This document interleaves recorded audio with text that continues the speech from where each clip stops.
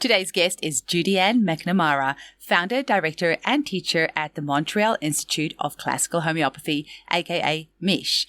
Judyanne shares with us her incredible life-saving story of how she discovered homeopathy and how it changed her pathway to become a homeopath after years of working as a physicist and biomedical researcher. Today's episode will also be in video on YouTube and Rumble, as Judyanne will be sharing some fascinating slides with us about mitochondria and how homeopathy can affect these incredible organelles to create healing. For more information, visit www.michmontreal.com. That's www.michmontreal.com. Thanks for listening. Welcome to the Homeopathy Hangout, where we discuss all things homeopathy from around the world. And now my mum and your host, Eugenie Kruger. Hello, homies, and a very warm welcome to Homeopathy Hangouts. Today, we get to speak with Judyanne McNamara, who is the founder, director, and teacher at the Montreal Institute of Classical Homeopathy, aka MICH. Welcome, Judyanne. Thank you so much for having invited me. This is a great pleasure to be on your show, on your podcast. I really, really appreciate it. And you're doing such a wonderful service for our community. I really want to extend our gratitude on behalf of all homeopaths all over the world for the work that you're doing. So Thank you so much. I'm trying this new thing where I'm actually accepting compliments. So instead of saying, oh, no, it's nothing. So I'm going to accept your compliment and take it in. Thank you so much. I appreciate that. I am really excited for our content today. And I mentioned to you before we started recording, my husband's usually like, oh, yeah, your podcast is great. But he doesn't get super excited about it. But when I told him about our topic today, he was like, oh my gosh, that's one I have to listen to. So before we get into the good stuff, and just to tease our listeners a little bit, tell us the story of how you were first introduced to homeopathy, because your background is actually quite different. That's right. Yes. Well, the story goes is I was actually born with congenital malformations, one of which was a concave sternum, what's called pectus excavatus, so that my sternum was actually touching the spinal cord. And so my chest was like a bowl, and they really didn't expect me to survive at all. They thought I would die within the first few days in hospital, but I didn't. And so experimental surgery was eventually done, where they cut out the sternum from the ribs. But in doing so, they removed the thymus gland, which means no T cells and a very compromised immune system. So I survived on antibiotics for my life until I was in my mid-30s, and then my body just broke down. So my body gave up, and so did the doctors. They said they couldn't do anything more for me. And I was completely incapacitated. Anyway, through some fortuitous synchronicity, I was put in contact with a homeopath. I didn't know what homeopathy was at all. And within 6 months, this woman brought me back to life. And I mean, literally brought me back to life with homeopathy. And as a research scientist, I was at my peak of my career in quantum physics and biophysics, and an active researcher. And this, when this happened, I said, I've got to know more. I've got to find out how this medicine works, because it was nothing short of miraculous. And I had tried. I had been on every kind of medication and every kind of intervention, and natural and otherwise. But this was really, really marked. So that was what motivated me to study homeopathy. And then I got my degree, and I started my practice 30 years ago. And I guess the question that motivated that and has kept motivating me is, how does homeopathy work? How do the remedies really work? How do they affect the body? Wow. And what did your colleagues say at your quantum physics lab that you worked? So they must have thought you were completely nuts. Not really, because in some of the work that we had done in biophysics, we had seen biophotons. And we were quite interested in how the different cells communicated through biophotons. And also, interestingly, how cancer cells do not communicate at all and do not emit biophotons. So there was this whole relationship with light and energy and life that we sort of were on the fringe of and found interesting. So that was my way of of explaining what I was doing was continuing the research in that direction, but with a medicine that seemed to work that way. Do you feel that your branch of science was maybe a little bit more open because of what you were doing rather than maybe other scientific colleagues that weren't working in this area? Oh, no. Had I been a chemist or a pure biologist? No. As I said, the chemists are not trained in quantum physics and really do not understand that dimension of biology. And what we're discovering now more and more is that the most crucial dimension of life is the quantum dimension, is the dimension on which the mitochondria act. And it's really the discoveries that the mitochondria are not these little beans floating in the cytoplasm of the cell. We used to, historically, we call them the powerhouses and thought that's all they did, which was a lot right there. But what we've discovered since then is that they're actually a interconnected network that surrounds the nucleus that is constantly forming synapses, and that it's like a little brain around the nucleus of every cell. And actually, our brain is modeled after the mitochondria. So this discovery of this dynamic dimension of the mitochondria around the nucleus, and also the discovery that the mitochondria are responsible for evolution, for adaptation, and for the turning on and off of oncogenes, for almost everything that goes on in the body. So if chronic disease develops, it's because the mitochondria sent that signal to the nucleus. So I wanted to show you. Yes, sure. Like. So for our listeners, Judyanne has got a visual that she's going to show us. So you're going to have to hop onto Rumble to see this. So Judyanne has got a very interesting looking slide up here for us. And it's really good that you've got the visual because, I did biology all throughout school and I obviously did anatomy and physiology and pathophys at college. So when I hear mitochondria and adenosine triphosphate, I just wanted to say that to sound smart. I'm not. Or when you hear about all these terms and you said we talked about synapses. So I've got images in my head and I know what that is, but for a lot of our listeners, they might not. So we've got some beautiful visuals here. And Judyanne, I want you to talk us through this and what we're seeing and what you're showing us.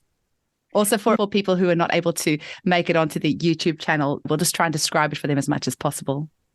Right. Yeah. Well, for decades, and still in the biology books, you'll see mitochondria drawn as little beans. Yes, with a little squiggly thing on the inside. Yeah, that's exactly. Yeah. Well, they take the form of beans when the cell is dead, when there's no life.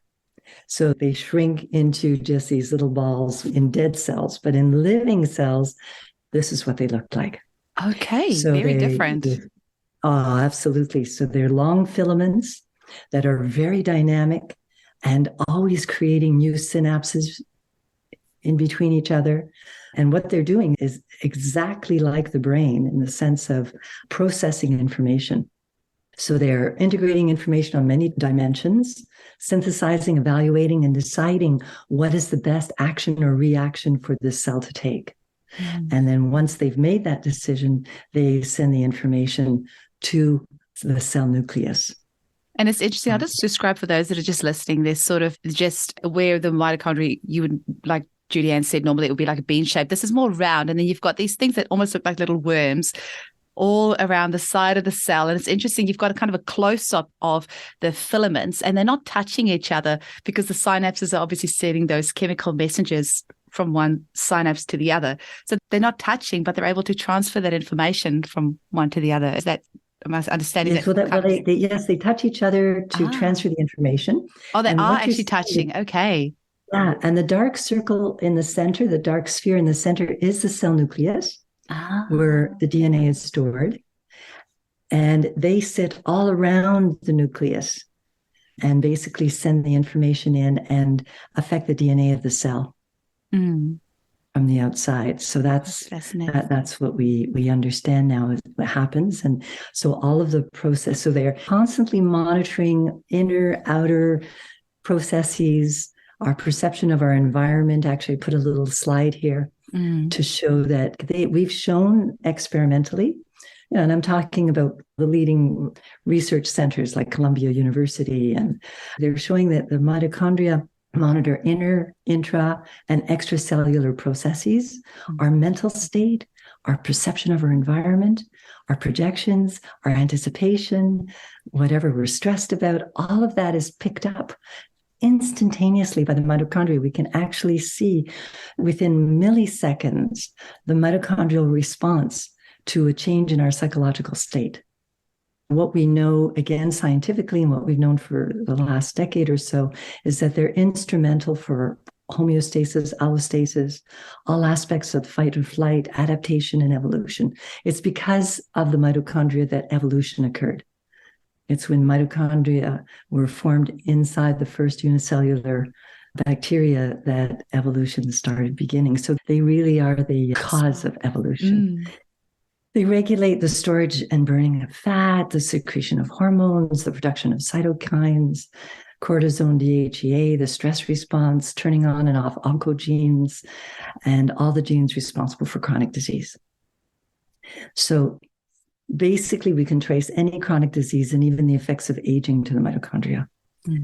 But what is of particular interest to the homeopath is the dimension on which the mitochondria function. And that's really what we need to understand, is that the mitochondria, when we talk about epigenetics, we're talking about biophotons.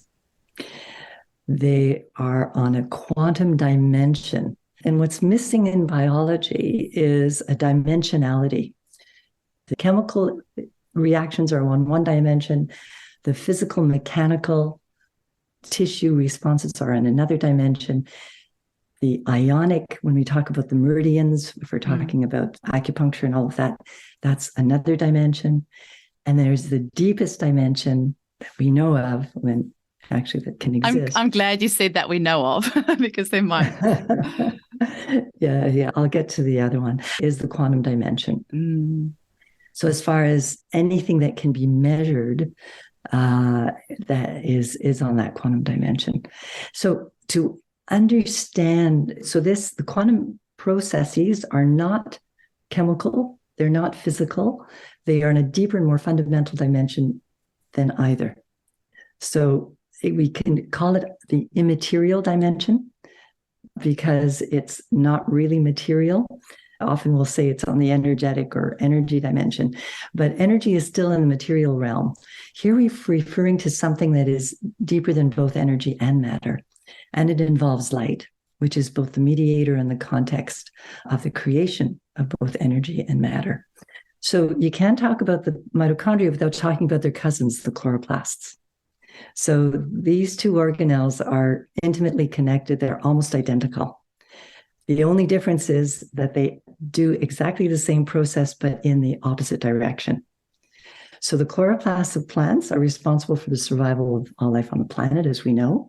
And they are the only things that we know of that can transform light into matter.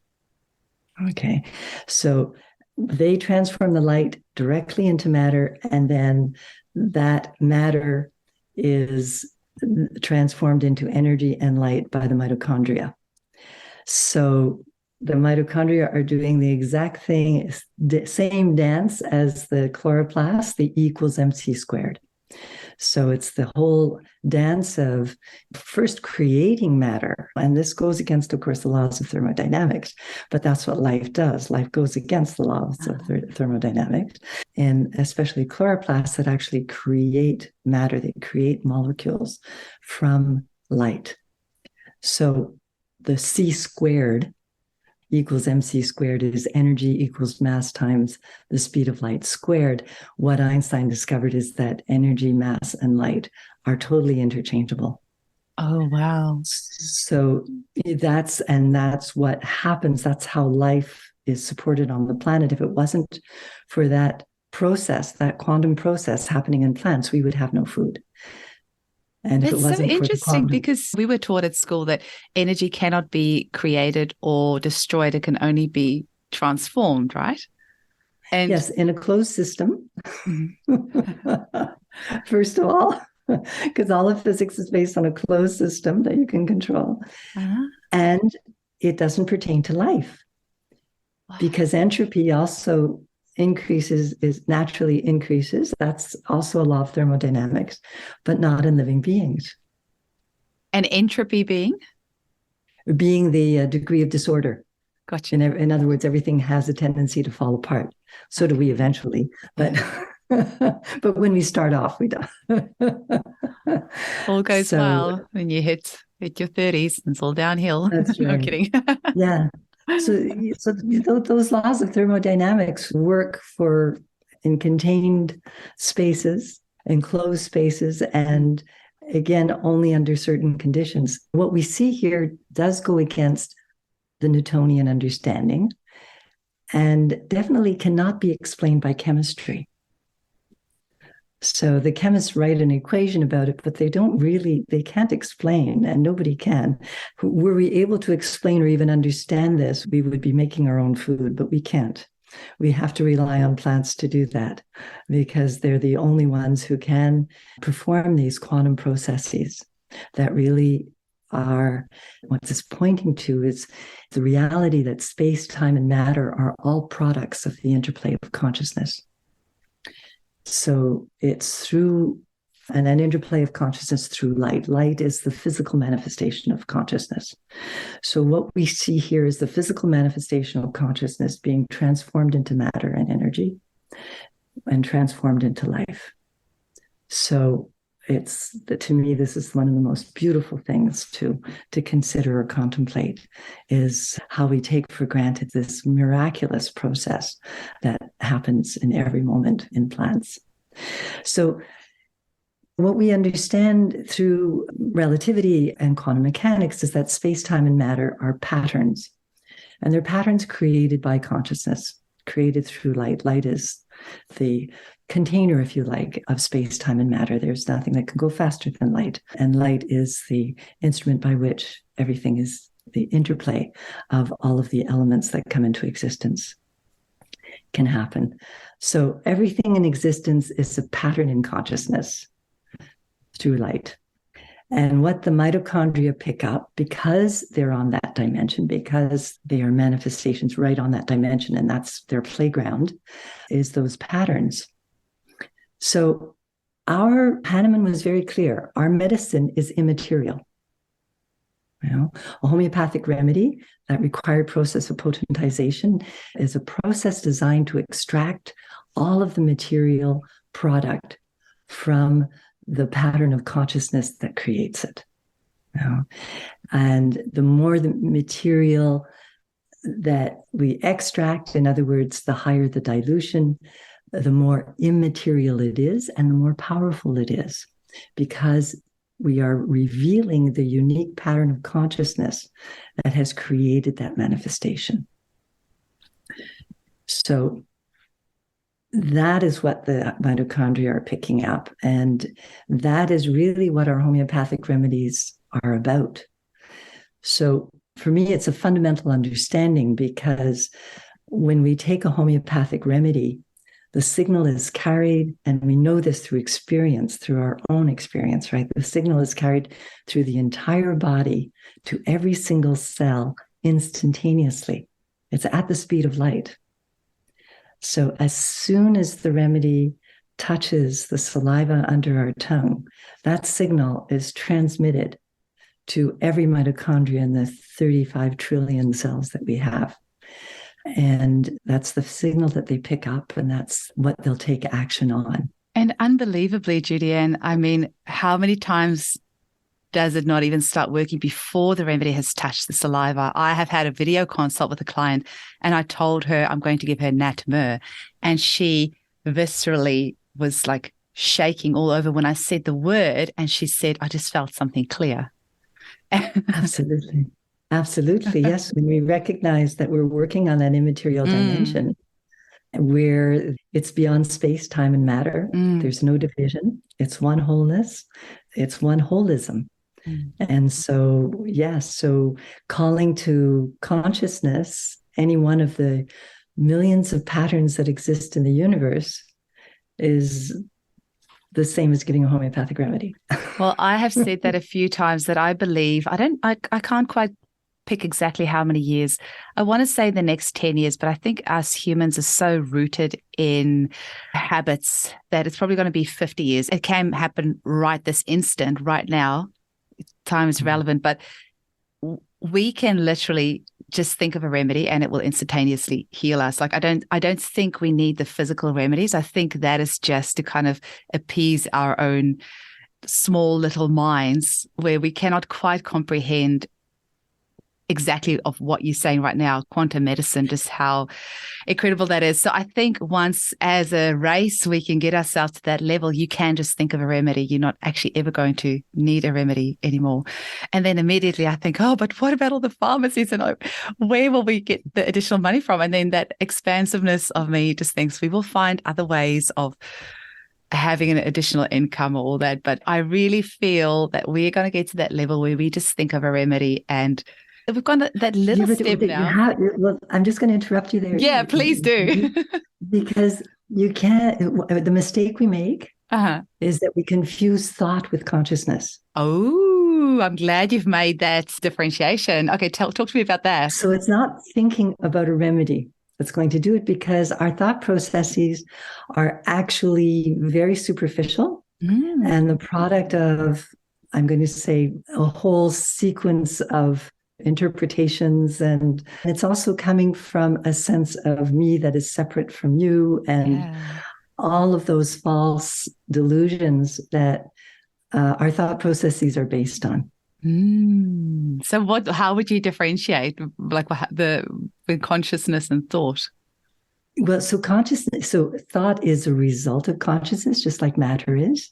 But if we're looking for a consciousness to take an action in existence right through the material, then it has to be in a purer form and much closer to the light. So in order for that to work, the state of being would have to be one of non-separation, non-duality, pure oneness. So we couldn't be identified in any way with this when we're engaging. When you say this, you pointed to your physical body, just for our listeners. Yes. You know, Judyanne, nothing is ever like a coinciding. But yesterday I was walking on the farm, and we have quite a few ants here, and they've got holes all over the place, and there's millions of them.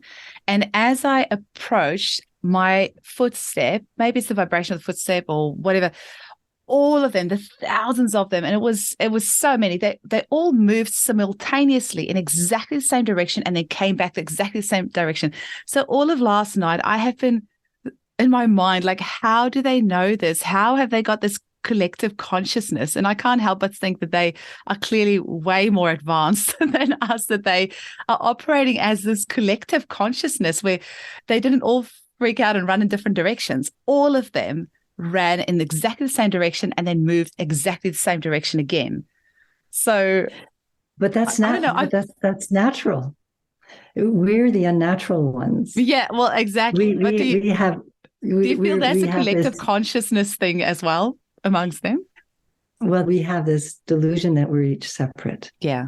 And that we live in, and that we have separate consciousnesses and all of that. It's our delusion of separation that causes us to be so inept. But it's fun, because if we didn't have that, we wouldn't experience trauma and pain and grief and jealousy and all of these things. And isn't that why we come into this heavy really human form to just experience some of the drama? We love the drama. We do. Yeah, exactly. It would be too easy if we were just in our pure holistic conscious state. Yeah, it'd be nothing fun to do. Yeah. So we still need the remedies. Okay. That's what I'm saying. Not quite there yet. And we're probably going to need them for a long time. Okay. So I'm off for the 50 years. Have you ever done any experiments where you've seen the homeopathic remedies actually act on the mitochondria? And how would you even test that? We can't measure anything on that dimension. What we can see is the effects. So We know what the mitochondria do. Mm. Like, for example, they control the DHEA levels when within a few milliseconds of psychological stress, mitochondrial DNA is excreted into the bloodstream. So we know that they're affected by these things and they respond to these things, but we can't measure them. They really sit what they're doing, quantum processes. And that's why we don't understand chloroplasts either. And it's going to be very difficult for us to do that because the quantum processes are, as I said, deeper than matter and energy. They're on the dimension of light. And so you're going, if you like, beyond our space-time container. And we, as space-time objects, can't go beyond the space-time container.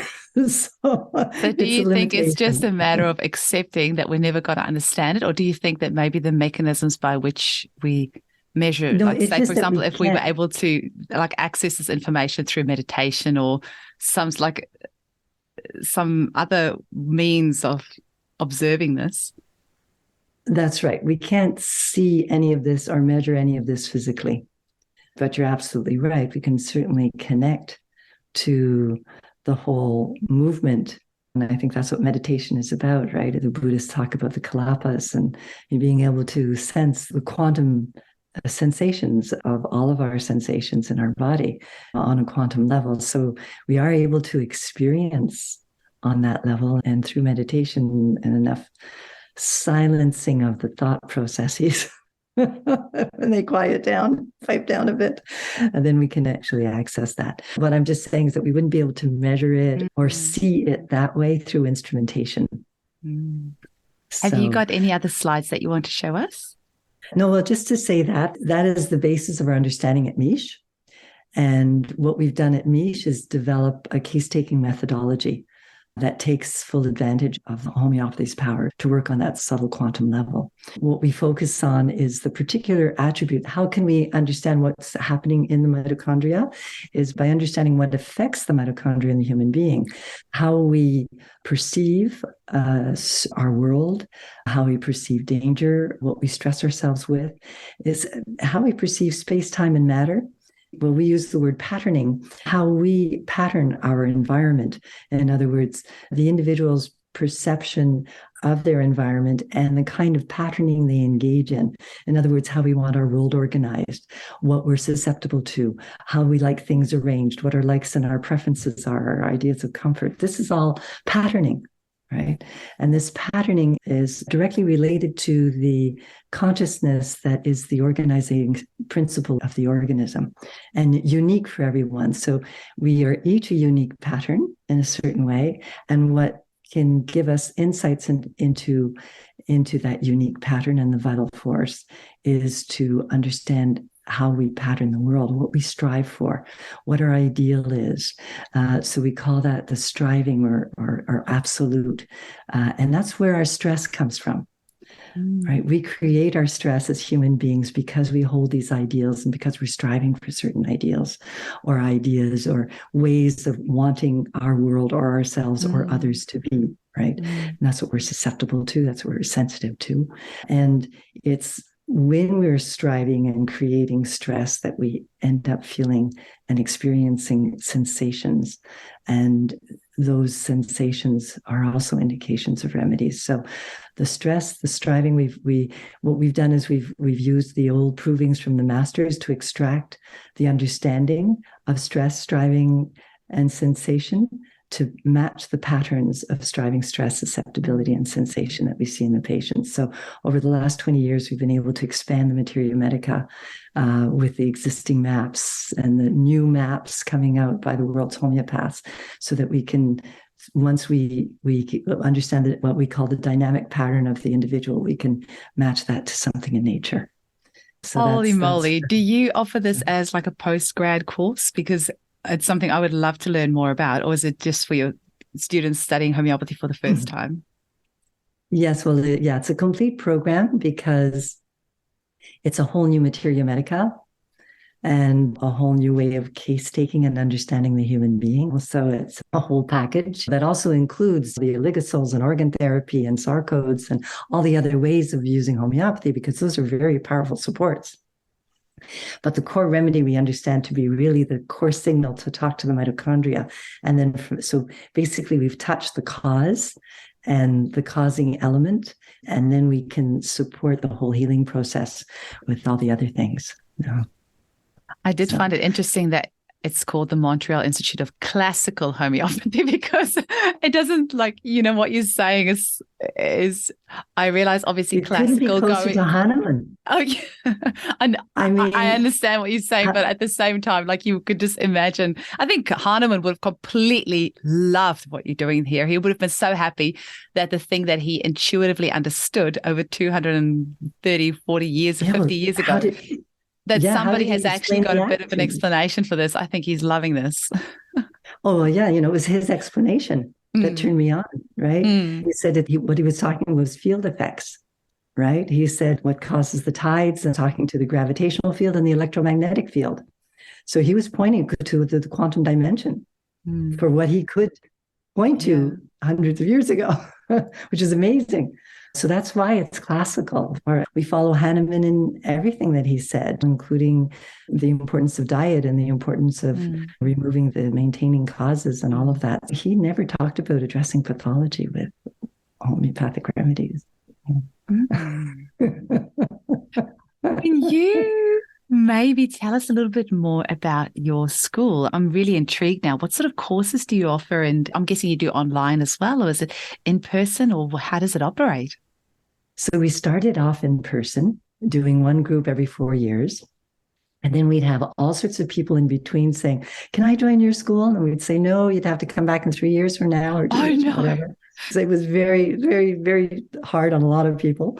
And we also were finding it harder to get a big group of people together on the weekends. People would miss weekends. There's a wedding, there's a this, there's a that. And so we ended up having to videotape our presentations. And then so that the people who missed the weekend could watch it so that they could come the next weekend. So over time, we had all of our presentations videotaped, and we found that we were spending more time catching people up than teaching. So we started creating an online program, and we had so many people from out of town who wanted to come. It was very difficult to try to orchestrate for people from out of town and out of the country even. So we moved more and more online and moved to a mentorship. We had always been sort of an apprenticeship mentorship format, but now every single course has one-on-one time with the teacher and the mentorship that starts from the beginning to the end. It's very individualized. Right now, the cohort is about 55 people. And so there's a lot of colleagues with whom you can do the exercises that we have.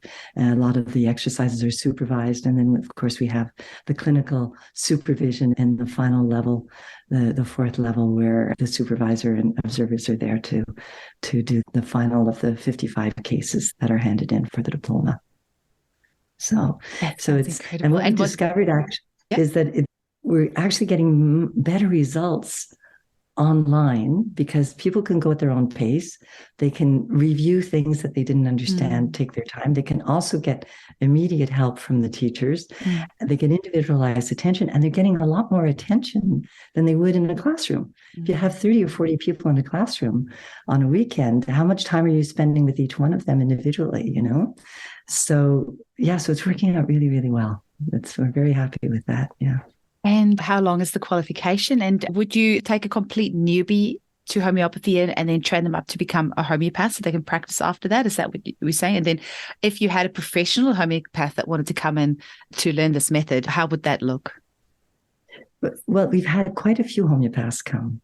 So, and would they follow the same program, or was that a different one? Yes, they follow the same, but of course there are things they don't have to take. They don't have to take the anatomy, physiology, pathology, pharmacology. So there's a lot of courses that don't have to be taken. The history of medicine and all of that. What we do is it's important for the person to have access to everything, because everything is taught from a holistic perspective. So even the anatomy and physiology sometimes is fun to go back. So they don't have to pay for it, nor do the quizzes, but having access is usually important. The Materia Medica needs to be revisited because we really look at the remedies. So all of the keynotes and everything are seen within the context of understanding the dynamic of what's going on in the mitochondria. So it's a much more global understanding of the remedies. And then, of course, the whole case-taking process is something that you sort of have to start from the beginning within the context of a holistic understanding and a quantum understanding and go through that. So it would just mean many less hours for the trained homeopath. But the people who have enjoyed and appreciated the training the most are the homeopaths.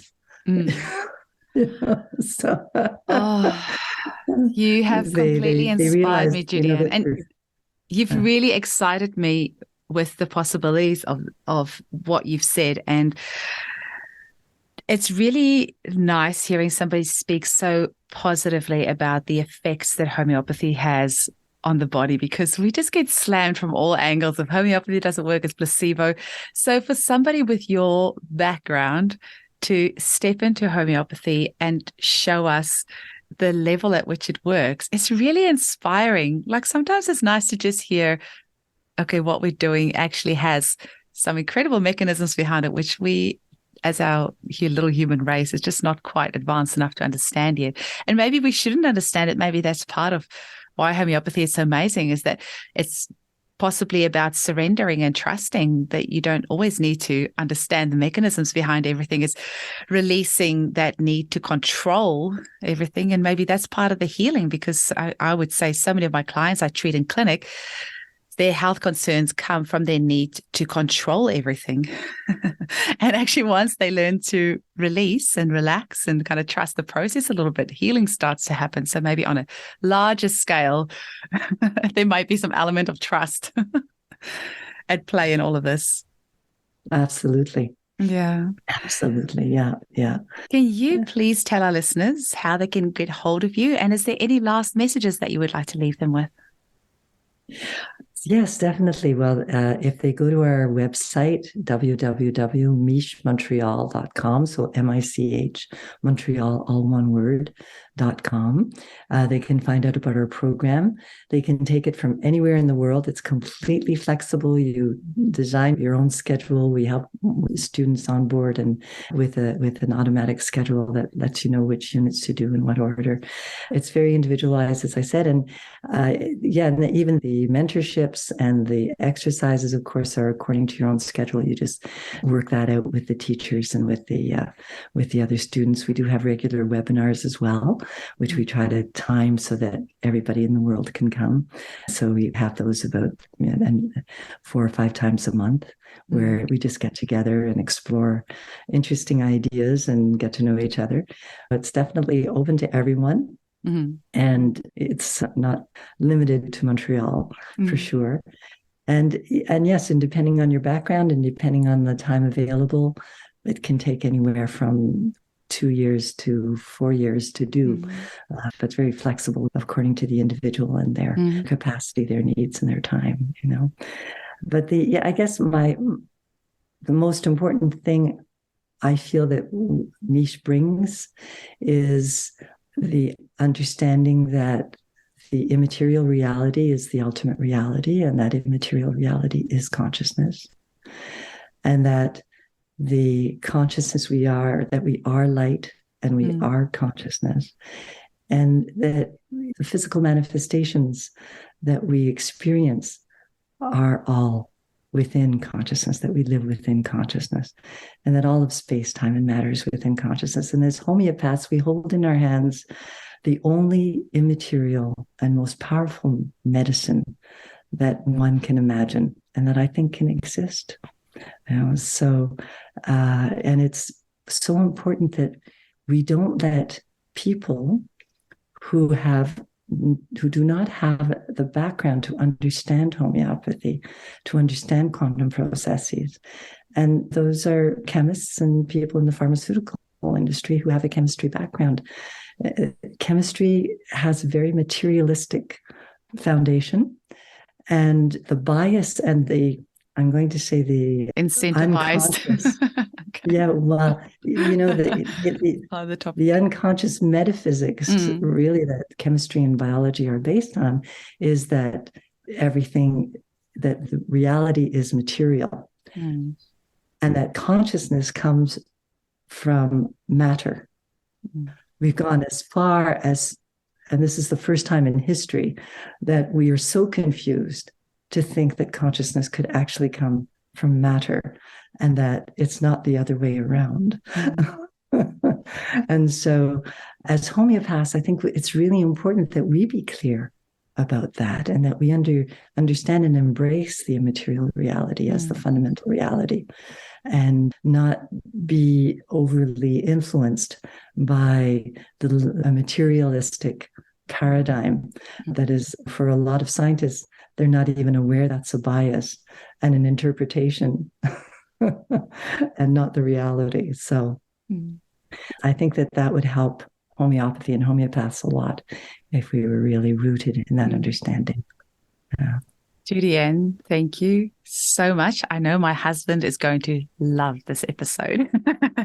And I know that our listeners are going to absolutely enjoy this. So thank you so much for bringing us this hope and this excitement. And I feel like you've lit a little spark in me that it's just getting me even more excited about the possibilities of homeopathy. So thank you very much for your time today. Oh, thank you, Eugenie.